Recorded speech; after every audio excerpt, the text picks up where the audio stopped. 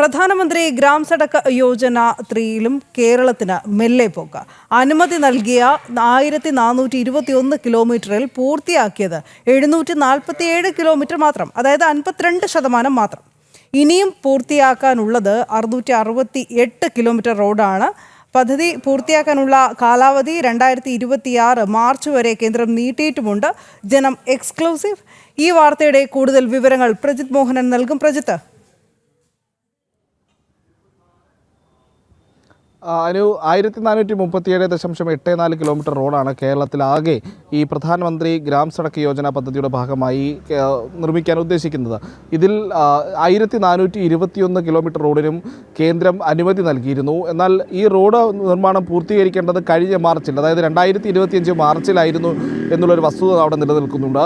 കേന്ദ്രം അനുമതി നൽകിയ 1421 ഈ കാലപരിധി കഴിഞ്ഞിട്ടും ഇപ്പോഴും സംസ്ഥാനത്തിന് പൂർത്തീകരിക്കാൻ കഴിഞ്ഞത് ആകെ അനുവദിച്ച 1421 കിലോമീറ്റർ റോഡിൻ്റെ 52% 747 കിലോമീറ്റർ മാത്രമാണ്. ഇനി ഏതാണ്ട് 668 കിലോമീറ്ററും ഇപ്പോഴും പെൻഡിങ്ങായി തുടരുകയാണ്. അതായത് കാലപരിധി കഴിഞ്ഞു, അത് കഴിഞ്ഞിട്ടും മാസങ്ങൾ കഴിഞ്ഞിരിക്കുന്നു.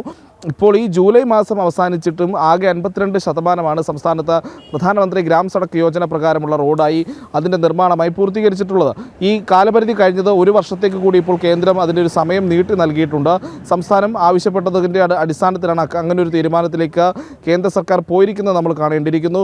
കേന്ദ്രം ഇത്തരത്തിൽ സമയപരിധി നീട്ടി നൽകിയത് നല്ല കാര്യം തന്നെ. പക്ഷേ അവിടെയും ഒരു പ്രശ്നമുള്ളത്, കേന്ദ്ര സർക്കാരിൻ്റെ ആകെ ലക്ഷ്യമായിട്ടുള്ള 1437 കിലോമീറ്റർ എന്ന രീതിയിലേക്കോ അല്ലെങ്കിൽ അതിന് മുകളിലേക്കോ ഇത്തരത്തിൽ PM ഗ്രാം സഡക് യോജന പ്രകാരമുള്ള റോഡുകളുടെ നിർമ്മാണ പ്രവർത്തനങ്ങൾ കേരളത്തിൽ നടക്കേണ്ടതാണ്. അതിനെയും വൈകും. കാരണം ഈ 1421 അനുമതി ലഭിച്ച 1421 കേരളത്തിൽ പൂർത്തീകരിച്ചതിന് ശേഷം മാത്രമായിരിക്കും ബാക്കിയുള്ള റോഡ് നിർമ്മാണത്തെ പറ്റിയുള്ള ആലോചനകളോ ചിന്തകളോ പദ്ധതികളോ വരിക.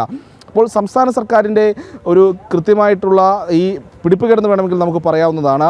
കാലപരിധിക്കുള്ളിൽ ഇത്തരം പദ്ധതികൾ പൂർത്തിയാക്കാൻ കഴിയുന്നതോടുകൂടി ഭാവിയിൽ വരുന്ന പദ്ധതികൾ കൂടി കേരളത്തിലേക്ക് വേഗത്തിലെത്താത്തൊരു സാഹചര്യം ഉണ്ടാകുകയും അങ്ങനെ റോഡുകളുടെയും മറ്റും നവീകരണ പ്രവർത്തനങ്ങളിൽ അല്ലെങ്കിൽ പുതിയ റോഡുകളൊക്കെ നിർമ്മിക്കുന്നതുമായി ബന്ധപ്പെട്ടുള്ള പ്രവർത്തനങ്ങൾ പുതിയ പദ്ധതികൾ വരുന്നതിന് വീണ്ടും ഒരു കാലതാമസം ഉണ്ടാകുകയും ചെയ്യും. കാരണം നിലവിലുള്ള പദ്ധതികൾ പൂർത്തീകരിച്ചിട്ട് മാത്രമേ പുതിയ പദ്ധതികൾക്ക് കേന്ദ്രത്തിന് അനുമതി നൽകാൻ കഴിയുകയുള്ളൂ.